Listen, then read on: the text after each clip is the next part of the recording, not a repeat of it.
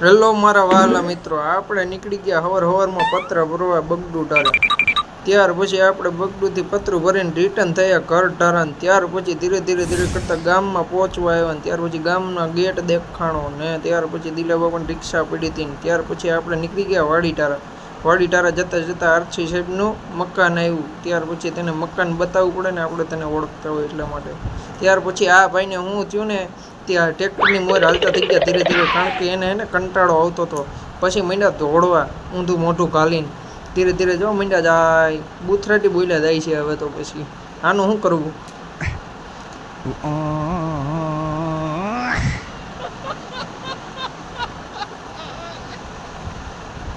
ત્યાર પછી મને આવતો હતો કંટાળો, એટલે મેં એને દીધું ટ્રેક્ટર રાખવાનું. હું બેસી ગયો મોર, કારણ કે આપણે ત્યાં હાલવાની આરસ.